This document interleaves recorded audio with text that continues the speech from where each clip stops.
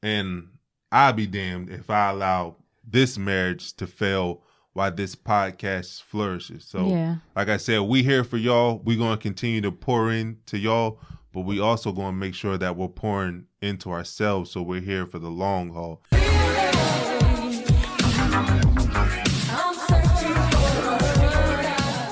What's up, real ones? Welcome back to the Real Relationship Podcast, where we're bringing the real back to relationships. Yes, sir. I'm Asha Steele. And I'm Devin Steele. And we're so excited that you guys are tuning in today with us. Yeah, we're excited to be back because we got a lot of stuff that we got to catch up on, real ones. A lot of stuff. So we just excited to be able to, shoot another episode, be able to kick it with y'all and just talk about our lives and our relationship. Absolutely. So before we get started, we got a few announcements to make, right? Oh, yeah, definitely. The first announcement, I think last week, we dropped our first T-shirt. And y'all showed mad love, man. We just wanted to give a shout out to all the real ones who bought their shirts, not only for themselves, but for their spouse, for their partner. Yeah. Man, it went crazy. So we appreciate y'all. We almost sold out of our first order, but we read up. Which is crazy, right? It's really crazy. We knew that we were hoping that we were going to get a great response because we told y'all in the previous episode, this shirt was made by y'all for y'all, right? Y'all put a lot of effort into helping us create this shirt. So just to see y'all buy it and really walk around and wearing it and tagging us in your pictures, it means a lot. But like I just said, we just read up on a new batch of shirts. So if you didn't get your shirt yet, Make sure you go over to reallovecollection.com and get your shirt today because they're flying off the shelves. Yes, and we our other episode, I don't think y'all got to see it because, we had some video malfunction. Yeah. But today we are wearing the blue design, and I love this design. First of all, I got to do a little plug for it. But I just love this color because I feel like it's perfect for spring, going into summer. We're in the summer weather months now, even though up on the East Coast, North, it's kind of still cool. Right. But it's the perfect shade, the perfect color. It's light. The cotton, the material is so buttery and we smooth, only listen to me. Listen to me. I love it. We wasn't cheap when we got these shirts, all right? We made sure that we got y'all the best quality shirts out there. So it's not like one of those shirts where you wear it one time, you wash it, it shrink up on you, you wash it, it fade away, you wash it, and it just don't feel good on your skin no more. Like, this is something that we want y'all to be able to have for a long time. So we got the best quality material out there. So when you spend your $30, you getting your money's worth. Yes. Trust me, we got y'all the best quality. And my wife, she picked out this color because normally I'm like, I think about a lot of men, right? I feel like we wear a lot of black shirts. Yeah. Because black goes with a lot of different things. I wear a lot of black too. But we getting into the summertime now, so like it get hot when you wear black outside. So Asha decided we should go with a color. And I like this blue. Like this is the first time I wore a color like this, but I actually like it. So men, this color for you too. Go ahead and switch it up on us. Switch it up on your lady real quick and get this blue. Yeah. But is that the only announcement? I think that's the only announcement. Yeah, for this week. Yeah. So let's jump into the just keeping it real moment. We got a sad, emotional, just keeping it real moment. So I should just keep it real because today to let y'all know is Aria's first day at daycare. Yeah. We decided to go ahead and go the daycare route. Yeah. After, much research, thought, and prayer, a lot of prayer, we decided to go ahead and go the route of daycare.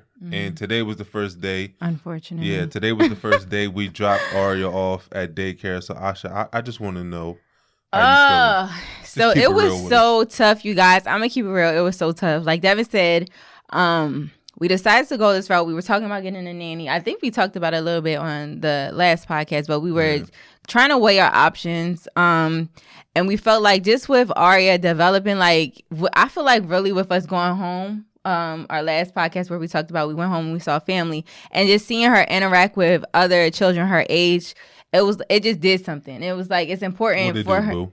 I don't know. It just did something to me because it's just like she really doesn't.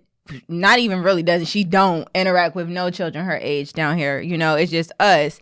And so, and Leah's, she's a preteen thinking she an adult. So that's not even compatible to Ari's age. Yeah. But I just saw her interaction and wanting to play, and then seeing her little cousin and how she was just so like nurturing to him and wanting to help him out. And I was just like, she was a little bit too nurturing in the beginning, y'all. Look, I wish y'all could see this. I wish we caught it on film, but it was the first time that Aria met her cousin, my brother's son. And when she first saw him, like we was on like a boardwalk or the riverfront in Delaware, and like she ran up on him and was trying to give him a hug, and he was like a little bit shy, so he was like moving away from her, and she like nonstop. Like I love that she's a go-getter in life, because he kept trying to back away. She was like, nah, you gonna get this hug. Okay. So when she finally was able to hug him, she squeezed him so tight that they both went falling to the ground on the boardwalk and smacked themselves. Crying. It was like a slow motion fall. Yeah, they both broke out crying, man. It was so funny, but it was so sad at the same time. But she just loved being around other kids, and we never got a chance to see that because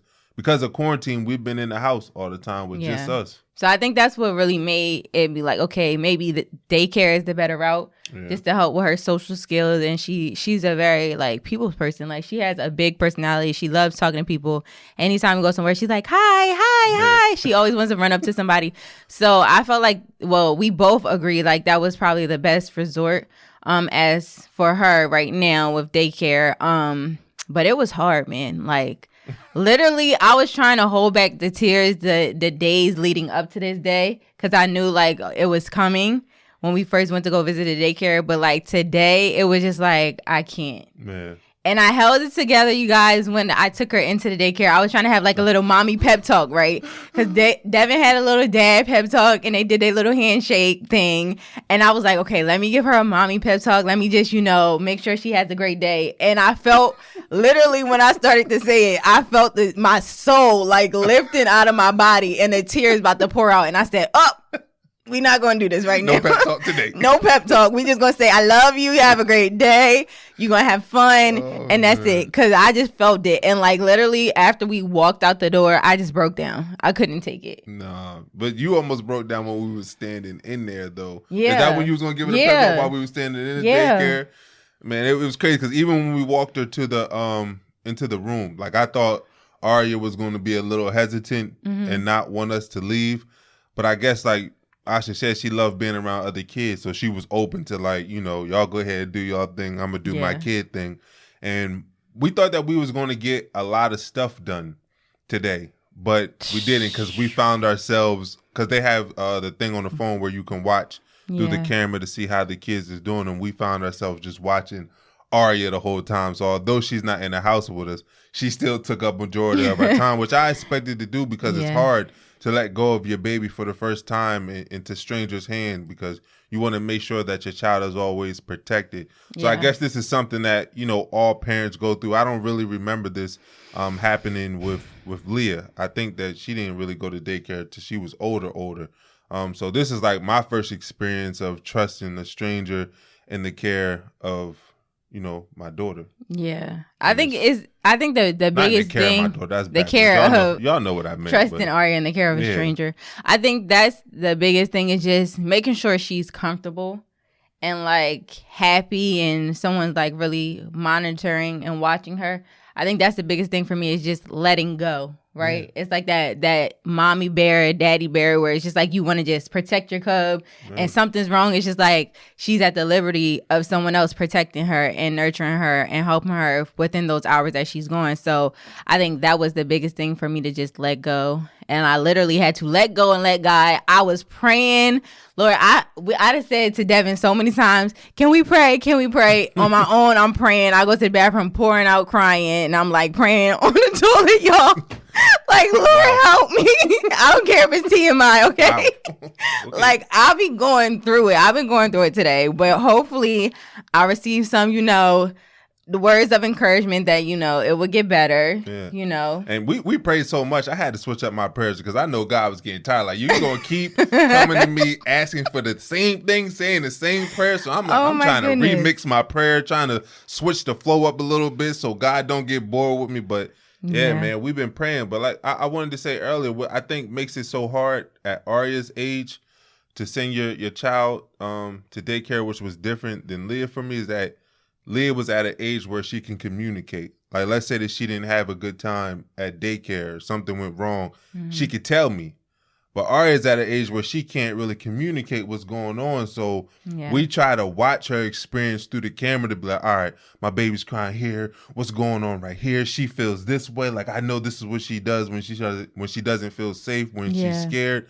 But it's like, when we go pick her up, of course, I'm going to try to have that conversation with her. But she thinks she be talking, but she don't really be saying that. So it's like, I really Today she going to come home and have a full-fledged conversation. Yeah, like, I can't even really, ask her, how was it? Yeah. What did you enjoy? What didn't you like about your day? And I think that's the tough part about sending your child to daycare at this age, because they can't really communicate how their day went. Yeah. So... Yeah, you guys. So a better note, because I don't want Asha to get all emotional. I know if I talk about it too much, y'all, the tears gonna come rolling halfway through the podcast. Y'all gonna be like, "What, girl? Why are you crying?" We waited all this time for another episode, and now you gonna ruin it by crying. Yes. So let's switch it up a little bit. We haven't talked to y'all since we got back from our 5th year wedding anniversary, as we let y'all know last episode. Yes. We were going in to, celebrate that huge milestone of reaching 5 years in our marriage. But now we're back because we ended up going to New York to celebrate. But we're back now. So let's give them a little synopsis about our little experience. Oh my gosh, you guys, if you guys seen it, if you haven't, make sure y'all go check out our Instagram stories and page, because it was absolutely beautiful. Thank you. My husband surprised me, even though it was our anniversary, he always has something up his sleeves, and he just knocked it out the park. Like, when I tell you, I was not expecting this one. Okay. So we had, we talked about, we wanted to go to New York, of course, because, that's where we got married, at the New York Public Library. So we wanted to go back up there and kind of just, set the tone, see the area, be around the area where we got married 5 years ago, right? And so we had talked about our plans, which I thought was our plans about, what we was going to do, having dinner. What was our plan? We was supposed so it wasn't like we were going to do much, because, we're still somewhat not in quarantine. I don't think anybody really is, but we're in the pandemic. So we're trying to be like cautious and still safe, like you said. So we was like, okay, we're going to go up there, get a hotel, just, maybe do like a little horse and carriage ride, something around the city, Times Square, just check out the city, whatever we can do. We wanted to stay at the W Hotel, I think in Times Square, and go to Nobu for dinner, because we never went there, and I was just trying to think of places that we haven't gone. And then what else? Oh, take pictures and all of that, and then come back to the hotel, have a little nightcap or whatever, and enjoy our anniversary, right? So I'm thinking this is the plans or whatever. So my husband's like, oh, Devin's like, you keep referring to me. I know, like, you're not my husband. My husband right here. Let y'all know this is my husband. So Devin was like, he was like, make sure, this is where I was like, kind of like, it started. He was like, make sure your makeup's done or your hair done before we get up there, right? And I'm like, we can just get up there early and check in early, and I can do that. Like, I don't want to have no fresh face and makeup. Women always, like, I'm thinking, oh, my hair done, and then my curls going to drop by the time I get up there. Like, I'm thinking all of this, but I'm like, okay, whatever.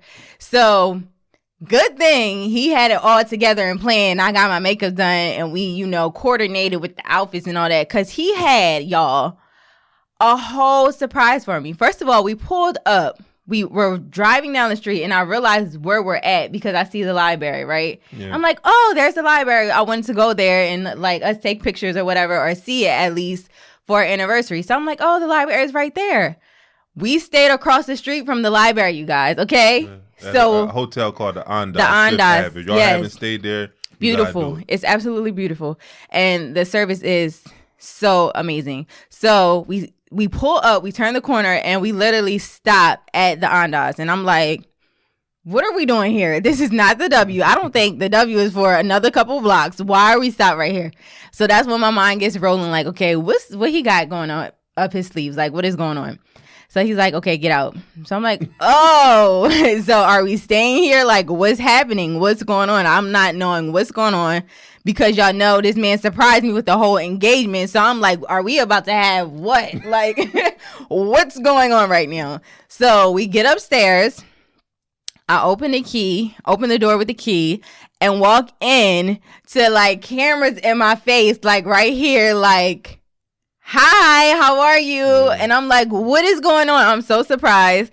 It's like chefs in the room cooking. The room is so beautiful. Okay. I have a Pinterest, y'all. Okay. And if y'all want to follow my Pinterest, I should still, but I have a Pinterest and it's like for all my inspirations, things I love and things I think is so beautiful. And on my Pinterest board, like I had seen and envisioned this room that Devin didn't even see. Okay. The room was so beautiful. It was like filled with balloons all over the place, silver balloons. It was the little like pictures on the table, champagne. It had the little happy anniversary balloon arched in the window, flowers outside. First of all, let me go back because the room itself, okay, it was similar. It was similar to the room that y'all stayed in, and the one that we stayed. That was the exact room I stayed in. The room that he stayed in was so beautiful. It was like on the corner. Suite Terrace. On the corner, right? Directly across the street from the New York Public Library, so we could walk outside and see where we actually got married. Like it was so beautiful, and it was decked out like heart balloons, balloons on the floor, balloons on the bed. Like it was so beautiful, so beautiful, absolutely beautiful. So I'm like, oh my gosh, like you did all of this, right? So I get dressed, I'm getting dressed, change my outfit. We got the whole, like I said, production there, people cooking for us. All of that stuff. I go out after I get dressed and it's like a saxophone player. Like, what? What? It was amazing, okay? And he was going in, right? Yeah, that's my dog. Going in. I was like, this is so beautiful, right? So I'm like, okay, the next surprise, you guys, right? So we're sitting up there. Did we do the ring exchange then? No. No, not yet, right? No, so after the saxophone player blew me away because he already knew about it, of course. He had another surprise. So the caterers, I'm thinking the whole time the caterers is just they work at the hotel, right? No, okay. He got the caterers from our wedding. Mind you, we always talk about we didn't get to enjoy the food at our wedding because we were just doing stuff all over the place. He got the caterers from our wedding to come back, which we absolutely love. Y'all are amazing, okay? Amazing. Came back, Robin and Jeff, cooked us a meal. More than a meal. It was a feast. Okay? It was amazing. All of the like foods and touches that we had from our wedding, we got to experience this time the right way, right? And it was so beautiful. And then they surprised us there. Oh my gosh, it was so amazing. And then to top it off, right? He had planned like a vow renewal ring exchange, right? Yeah. Where you had got my ring engraved and he had another ring engraved, you guys. But little did he know I had got him a ring because I said I'm gonna upgrade my boo, okay? Got me shining over yes, here. because you know he had a band that he lost when we went to a massage parlor, like year one. I ain't go to the massage parlor because, you know, massage parlors, happy endings happen there. I didn't go there. But I said we were together. I didn't go to a massage parlor, okay? I had a massage therapy. We went to a spa, okay? We went to a spa. We went to a spa. I can't. And he ended up leaving his ring. And so I was just like, you know what? I always wanted to get him a ring for our anniversary. But then I was like, he'll be like, I don't need it. He has the rubber bands. But I was just like, I'm getting him a ring for our 5th year. Yeah. So we did our little ring exchange, our vow exchange. Everything was just so beautiful. It was amazing. Absolutely amazing. So there was a lot of different things that I liked about that night. First, like Asha said, one of the reasons why I decided to even do the catering, because that, of course, the food was one of the things that I enjoyed a lot.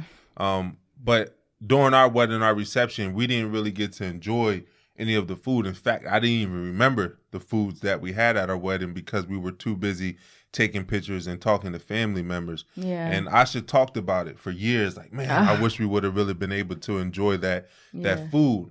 So I had to hit up our caterers and let them know, like, look, our 5th year is coming up.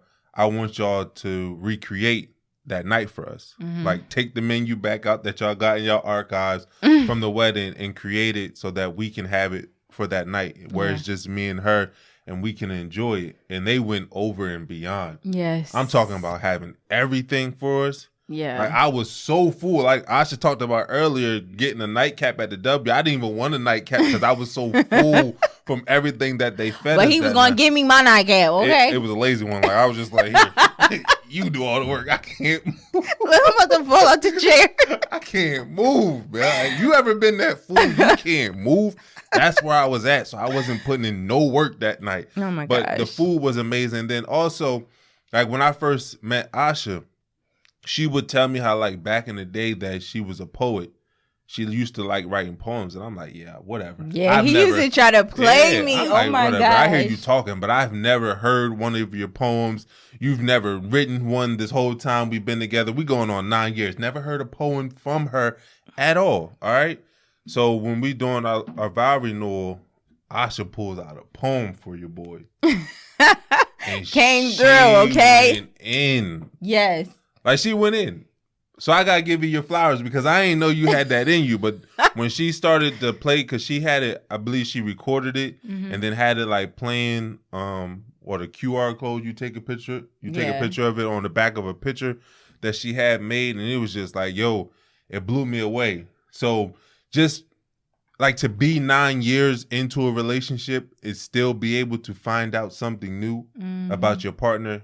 It's refreshing. Yeah. And it allows you to see a different side of them. So the food, I enjoyed being able to see Asha's artistic skill set. Okay. I enjoyed being able to have dinner over the balcony while we just watched the sunset in New York with all the beautiful buildings and the saxophone player going in for us. It was just like, it was a night to remember. Yeah. You know what I mean? Just being able to put a lot of thought into that 5th year and know what's really important for the both of us and be able to just have a night to ourselves. It meant everything.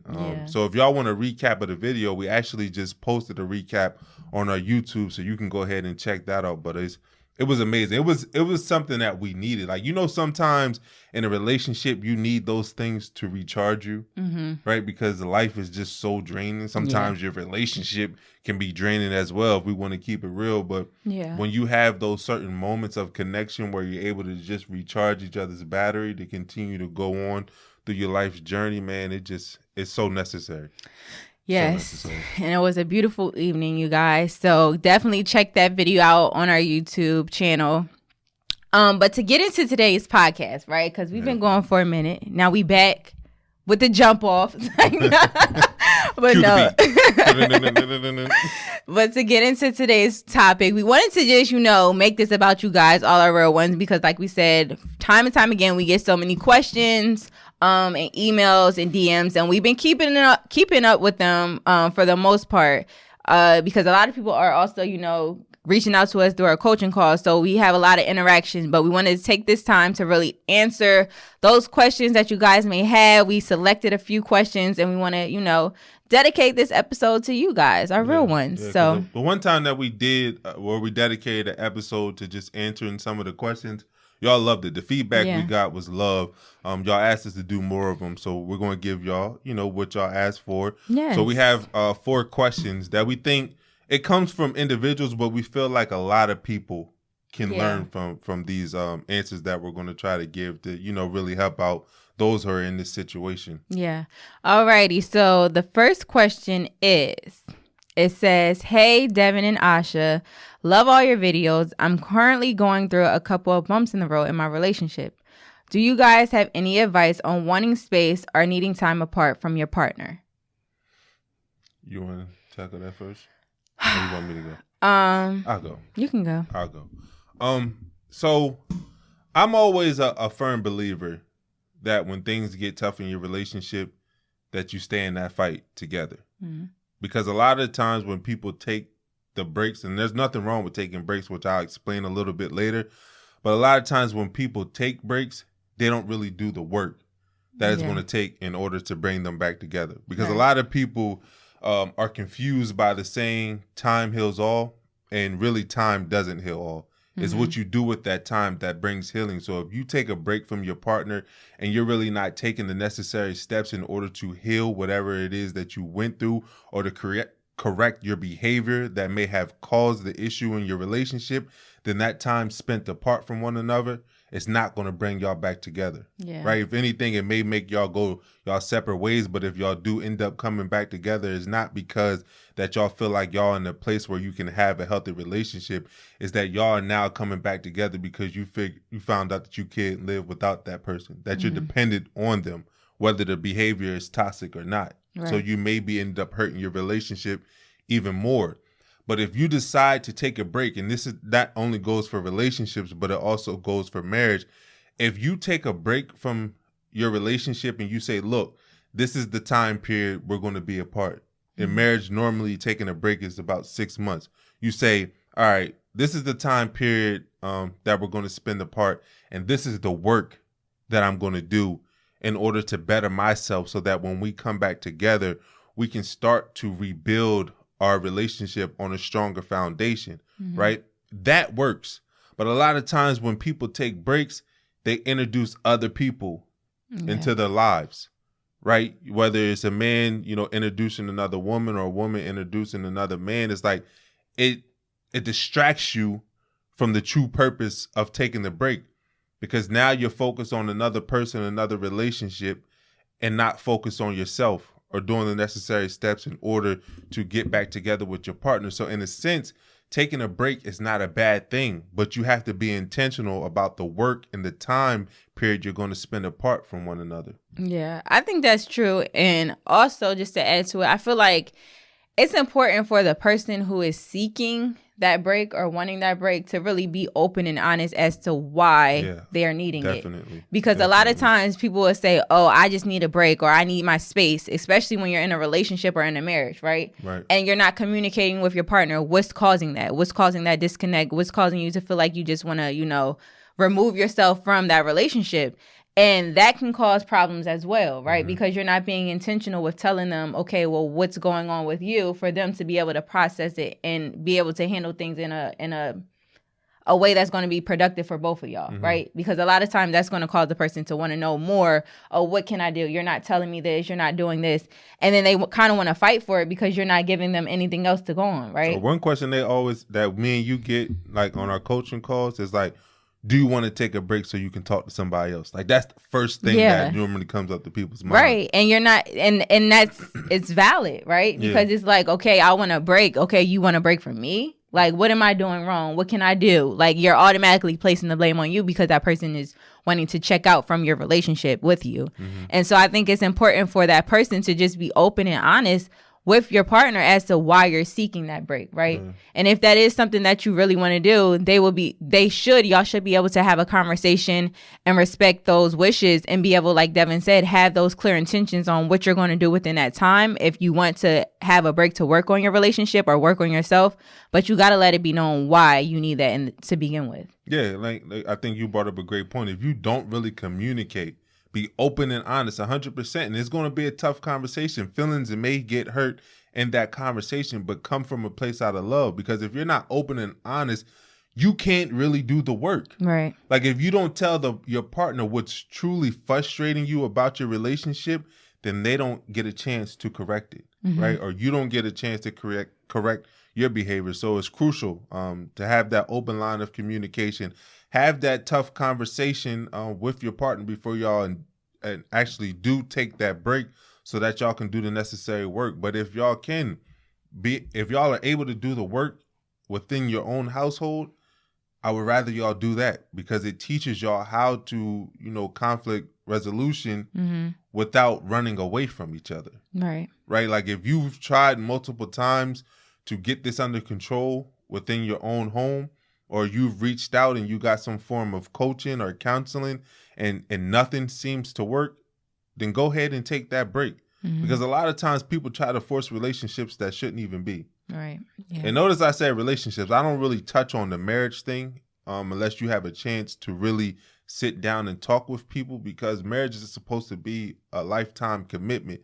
But as far as relationships, a lot of times people are, forcing relationships upon themselves that they have no business being in, just because they may be afraid to start over. Or they invested so much time into somebody. You feel like once you let go that you probably prepared that person for the next person that comes along. So just being able to have that conversation.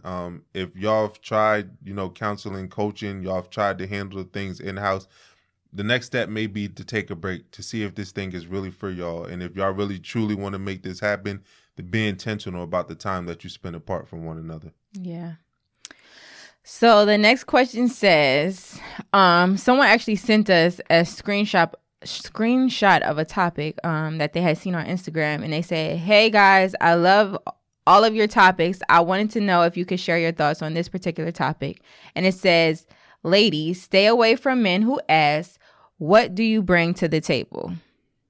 Yeah, I saw that post, and I think I had commented. It probably wasn't that same exact post, because I saw it floating all over the place, all over the internet, and I just found it interesting because a lot of women became defensive, like, "Oh yeah, if a man asks you that, then you don't need to be with him. You need to run for him." They always love saying "run for the hills" or something if a man is not doing something they want them to do. Yeah. But I think it's a valid question. Yeah. I think men should want to know what the woman brings to the table. Yeah. I feel like, okay, for me, I'll just speak within the current climate of past years. It's been a while of women wanting to have that equality, right?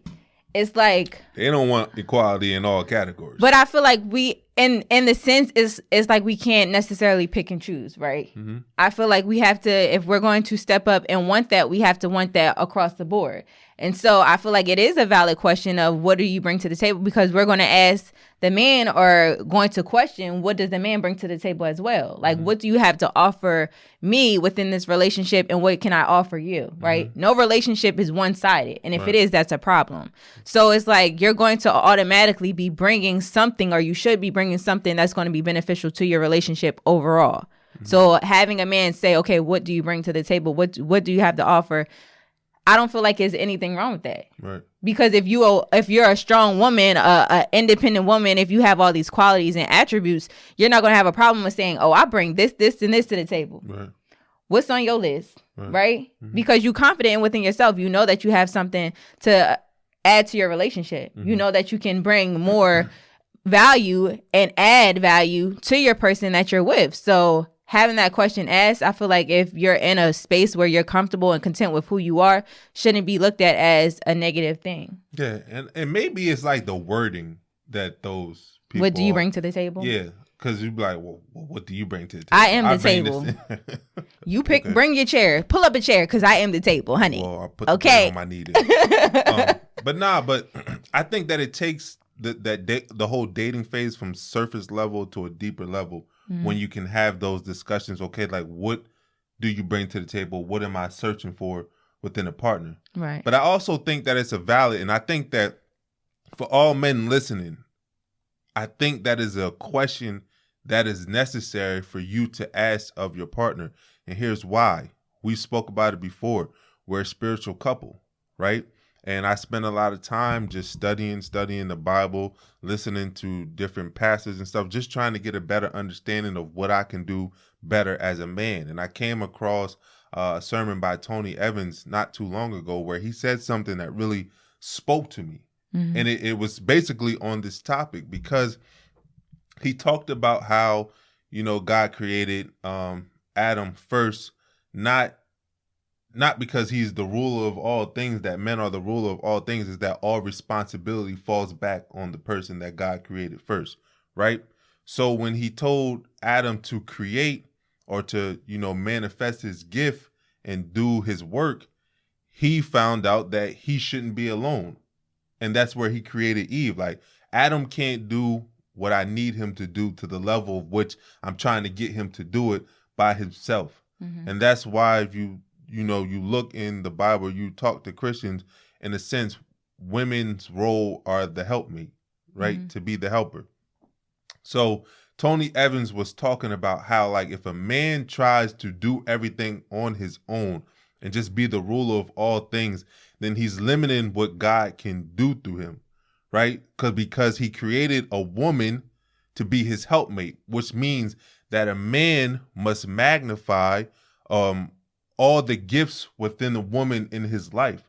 And if he's not maximizing the gifts and the talents and the knowledge that his woman is bringing to the table, then he is limiting what God can do through him.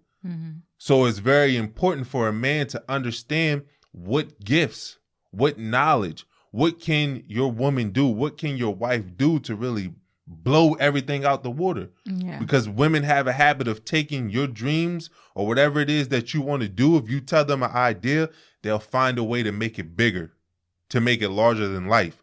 And if you don't really know the gifts and the knowledge and the skill set that your woman is bringing to the table, that your wife is bringing to the table, like I said, you're limiting what can happen through you. So I think it's a very valid question for a man to ask a woman, what do you bring to the table? It's not if he's looking down on you, but he's just trying to see, okay, this is what she's capable of doing. All right, let's work then. The same thing if a woman should ask a man, what does he bring to a table? Because not every woman's just going to want any man to lead her. Right. Like, you got to have that conversation. Okay, what have you done? Who have you led before? Where are you at in your life? Like, what are you bringing to the table? Are you bringing debt? Are you bringing financial freedom? Right. What are you bringing to the table? Are you bringing trauma? Or are you bringing wholeness to the relationship or brokenness?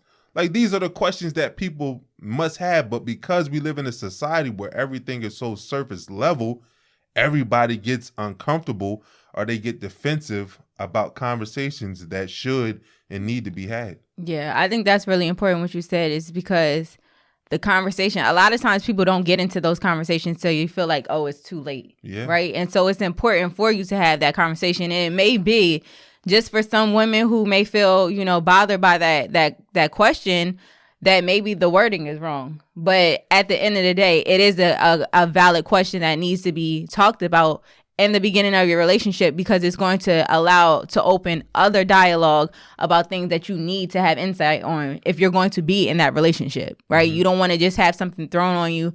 Neither one of your partner, you or your partner, wants to have something thrown on you, 5-6 years down the line, because you wanted to avoid a conversation, or you didn't want to, fully submit yourself and tell all of the things that you have to offer. So I think that is really important for you to have that conversation in your relationship. Yeah, think about how many people out there have been in relationships for 2-3 years, and they finally hit a point like, I don't really know this person. Yeah, because not so many people, so many questions aren't asked. Yeah, and that's why me and Asha, I'm gonna go ahead and give y'all like a little heads up. Me and Asha are creating a game called Dig Deeper. Discover your partner's hidden treasures, which is basically going to be a card game with certain questions that you can have with your partner so that you can really dig deeper and stop having these surface level relationships, because then you end up wasting a lot of time with somebody and you don't truly get to know them because you weren't taught the right questions to ask your partner to really find out who they truly are. But so many people spend so many years with a person and they don't truly know them. Yeah. And then one day you wake up like, man, I don't even really know this person. And it was because you never had those tough conversations. Yeah. What's crazy? I was just thinking about this, but it was just like the topic itself of that question is so deep that it can go in so many different directions. Cause it's just like, what if, maybe if you have a problem with this as a woman, as that question, maybe you're triggered or you feel like you may be lacking in certain areas. So you don't want to, have to, say what you bring because you feel like you could be offering more, or you don't live up to something that you think that you're supposed to be, quote unquote, living up to. So that you might get offended by that question. It can stem from so many different things as to why that could be so much of a conflict question, right? But I just think that it's very important for you to have those conversations, because even if that is the case, for someone to feel like, oh, they aren't comfortable or they feel like they aren't living up to a certain expectation of someone else or themselves, it's important to still have that conversation, because that man could be there to, you know, help you and figure out what it is that you want to obtain in life, help you to figure out what those goals are, because that's what your partner is supposed to do either way. So having that conversation could ultimately be the best thing that happens to you, but you never know if you don't talk about it. Being able to answer that question on your own, I think, would take away the uncomfortability in the dating scene. Like if you sit at home and you ask yourself, look, what do I bring to the table? What do I bring to a relationship? And you, like Asha said, you may be in a phase of your life where you feel like you don't bring anything right now of value. That is okay. Because now that you have came to the reality, you have been truthful with yourself that you may not necessarily bring that much to the table right now. Now's the time to begin to do the work. Right now that you were able to be honest with yourself, which a lot of people struggle to do, you are now 10 steps ahead of most people out there. Now you can start to focus on, okay, what steps do I need to take in order to bring something to the table of value? And you may be asking yourself, well, I don't know what I should bring. Well, that's the importance of actually doing your research, because a lot of people want to manifest things in their lives that they don't even know what they're trying to manifest. So you know what type of man that you're searching for. So find out what that man wants a woman to bring to the table in a relationship. And then do the work in order to manifest that within yourself, because who you are is what you're going to attract. The same thing for a man. If you want to hold a certain position, you want a certain type of woman, what do you need to bring to the table in order to attract that woman? And not just attract that woman, but sustain a relationship with that woman. Because it's one thing about being able to get the relationship. It's another thing about being able to sustain it. So if we all took time out to really research one another, understand the opposite sex, men understand women better, women understand men better, I think that we will have better relationships. But the key is being able to understand yourself better. And the way to understand yourself better is to be able to, you know, speak the honest truth to yourself and let you know what areas that you really succeed in, but also talk about the areas that you're weak in and try to, you know, magnify those areas of your life and, you know, do the work to become better. Yeah, I think that's a great idea.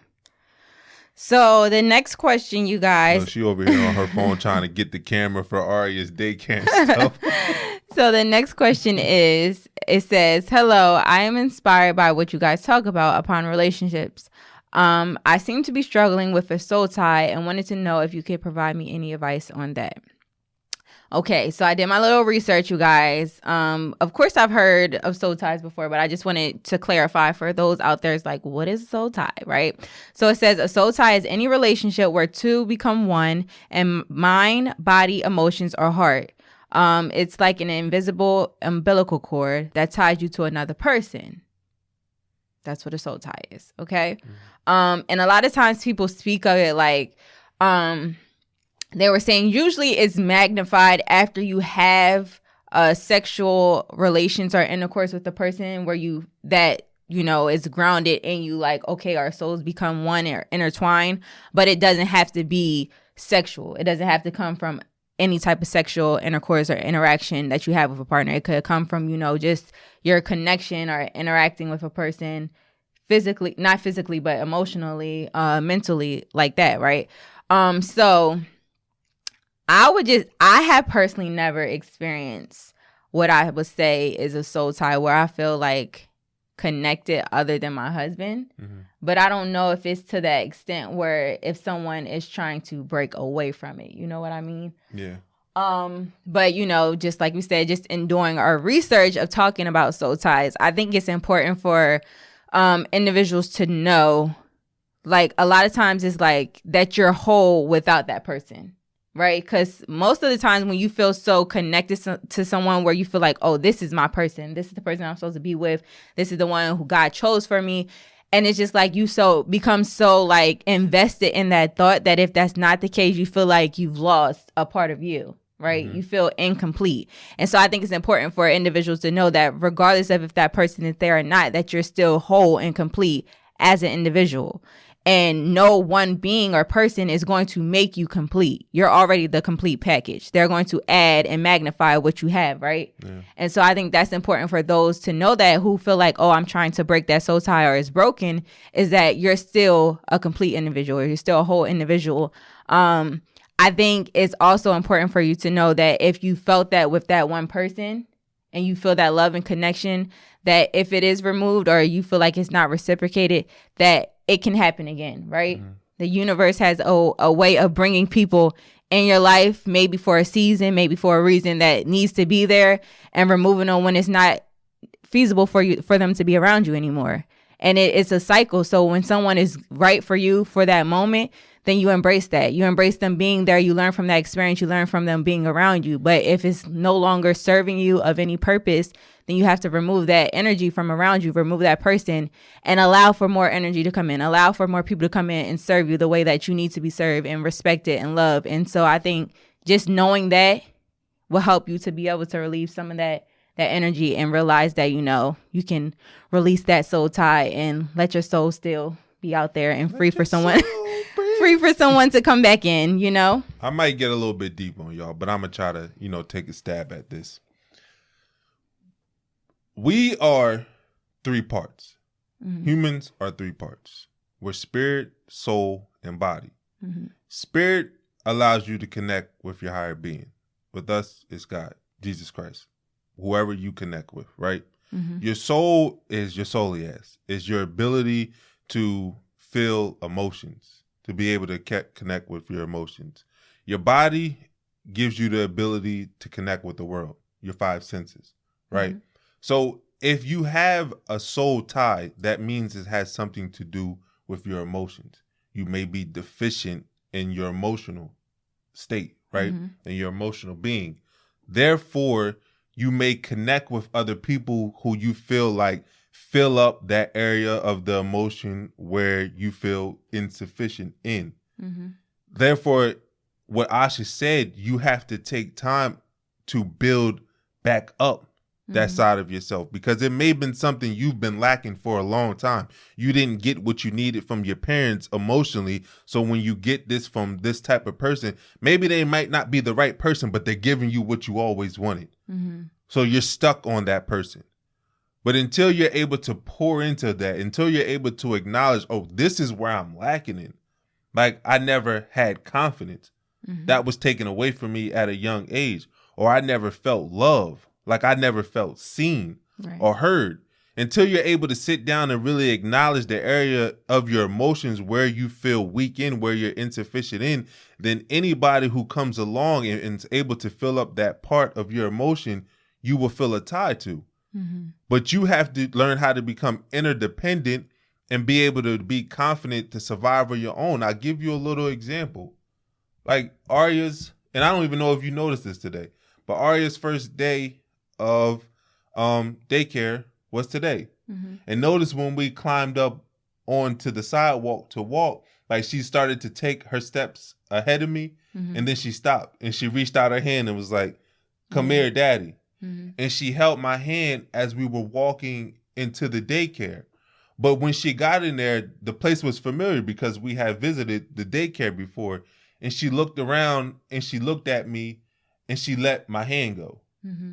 Because she was confident to be able to operate on her own within that daycare. Yeah.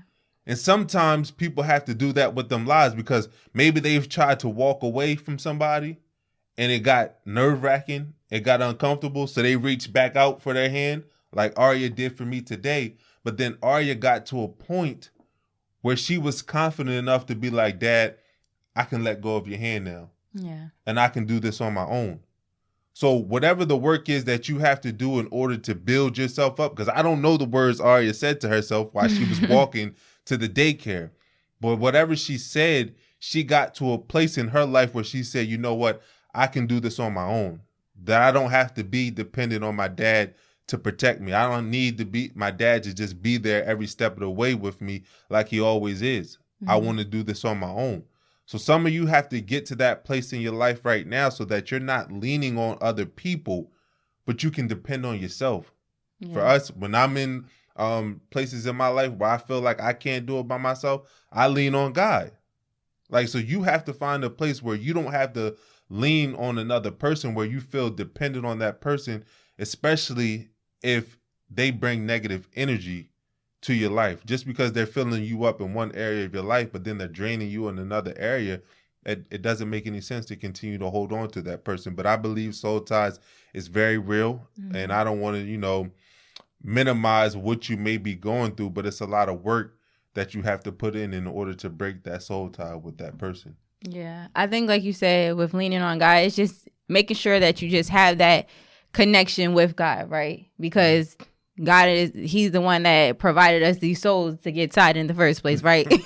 So just having that conversation and just, praying, meditating, just reflecting on what it was that you feel so connected to, and just allowing God to hear you and speaking that, I understand that this may have been the person who I thought was for me, but it no longer is. So I'm asking for you to release this tie, this hold that I have on my life, and allow me to be free from it, so that I can, go back into the world and be able to find what is for me. Just repeating that and just being confident in those words and having that conversation with God daily, I feel like will help to move you towards just feeling a little bit more at peace with, feeling like you need to break it or it's broken. So yeah, and another way that you can do that, because I know you talked about how and I don't know why this just came to me, but it just did. But you talked about how, like, most of the soul ties come from sexual relationships. Mm-hmm. And I think for the most part, us as humans, we live from the outside in, which means that we live body, soul, spirit, when we should be living from inside out, spirit, soul, body, right? So when you allow somebody to get to your body, the next step is for them to get to your soul. And by that time, your spirit is weak, where it can't do anything for you. You might want to be able to break away, but you're so weak-spirited that you can't find the strength in order to break away. But if you start to live life from inside out, meaning you live from your spirit to your soul to your body, you build up your spirit to a place. Your spiritual connection is so close with God that you won't allow certain people to your soul. And because you won't allow people to your soul, because you're so strong spiritually, you're so strong within your soul, you won't allow people to your body. So then you're able to take control of your life, and you're not allowing these soul ties to happen because you're operating from a place of spirituality. Okay. Rather than from the flesh. Yes. So I just felt like dropping that on y'all real quick, because I just felt it in my heart to really speak on that, because I think that's where people get confused with these soul ties. You got to stop operating out of the flesh and giving people access to your soul, because if you operate out of the spirit, nobody will have access to your soul, because they can't even get access to your body. Yeah, that was definitely a word, you guys. So our last question, it says, it's been a year since I've been broken up with my ex. I miss him. This whole year I've been in regret because I didn't want the relationship to end, but here I am. I just wanted some advice on what I could have done better. If this was the right thing for us, was I overlooking red flags? Things that I could have been more patient about, been more patient with for us to grow forward. And she would like advice on that. So how long did she say they were together? Did she say that? She did not say. But she says they've been broken up for a year. I'll let you go at this one. I gotta get my thoughts together. So I would say it makes sense to process those emotions, because it's natural. It's normal for you to go through those what could have been done better, and trying to recount all the things as to why something didn't work. But you have to, like I said before, just understand that some things are for that season, right? If that person is no longer serving you, or that relationship is no longer serving you, you have to be able to let go of that completely and understand. And just, I like to pull out the lessons from the relationship, right? The lessons from the experience that you went through. And I heard someone say before, like, a learning experience, but calling it a loving experience of, okay, I was able to give myself to this person, and although it's no longer serving me, although I'm no longer in this relationship, what did I learn from it? Yeah. What love was I able to gain, whether it be a love for myself or something I learned about myself that I can now go out and, use for my next relationship if I want to, or just use for myself in general. Right. And so I think just having that understanding of what you can take from that experience and learning from it and being able to apply it to your life moving forward is the first thing that you need to do, because I feel like it will help you to overcome those things that you're feeling like is holding you back, and those questions of what if or could have or how could I have done differently. It's just analyzing that, but also knowing that, okay, maybe this wasn't the right person, but let me take from what I learned from this person so that when I do find my person that's meant for me, I'll be able to go forward differently, Yeah. And if you did miss red flags, then you're not the only one. Yeah. Like normally within the first 2 years where we're in that in love phase, before we go over to the real love phase, we all miss red flags of a person. And sometimes our family and friends can see them and they try to tell us, but we're like, nah, that ain't true. Like that ain't true about this person that I'm so head over heels with. But as that first stage of love, which is called limerence, wears off, we start to notice those red flags from the relationship. But not to say, like you asked if there's something that you did wrong, we wouldn't be able to know that question. But one thing that you can do to help you find out if you found yourself in a pattern where this constantly happens as you're in the dating scene or you're getting in relationships, is try to interview your exes. Like, don't just interview one, but interview a couple of them. And if you see a pattern of the feedback that you're getting from them, then maybe there's something about you that you may need to work on so that the next time you're in a relationship, you've already, done the work in order to fix those parts about you that may have been hindering your relationship from growing in the past. But the only way to know how to move going forward is to, speak to some of the people of your past to find out, what did I do wrong? And just hear them out. And you may not agree with everything that they say about you. You don't have to agree with them. But like I said, the point is to interview multiple of them so that you can see a pattern in the feedback that you're getting from them so that you can correct that behavior so that you can create the future for yourself that you're seeking. Yeah, I think that's a good idea. It might be a little bit awkward. You don't need to talk to none of your exes, though. I don't need to talk to nobody, okay? We'll fix those problems on our own. I'll tell you what you need to work on. But yes, you guys. So we hope you guys enjoyed this episode. We've been waiting and excited to get back and giving you guys this content. So, we're excited. Yeah. So stay tuned because y'all about to get this fire, okay? Yeah. So go rate, review, run it up. Yes. Run those numbers up. Go to reallovecollection.com. Yes. Go ahead and get your shirts. Like I said, we got a new shipment coming in, so we're going to be shipping them out pretty quickly. So we just appreciate, again, all the support that we've been getting, not only on this podcast, but of the launch of our first piece out of our Real Love collection, man. We appreciate y'all. We're going to continue to do the work. We're going to continue to grow together and really give y'all the knowledge and the insight to help your relationship, flourish as we work on our own marriage. Absolutely. And doing the work to make sure that we're able to flourish. Because I always told Asha, and I was just having a talk with her yesterday, because now we're like full steam with this podcast. Like, y'all going to see a lot of different things from us. But the one thing I told Asha is like, yo, this podcast has failed before we allow our marriage to fail. Like at the end of the day, we love doing what we're doing to give y'all the knowledge and the insight to help you with your relationship. But I love my marriage so much more. And I'll be damned if I allow this marriage to fail while this podcast flourishes. So like I said, we here for y'all. We're going to continue to pour into y'all. But we also going to make sure that we're pouring into ourselves, so we're here for the long haul. Absolutely. That is not like a podcast where we start off together, we go our separate ways, and she has a podcast where she just talking to women. I have a podcast where I'm just talking to men. But nah, we in this together, and we're going to continue to do the work, because we tell you all the time, we not perfect.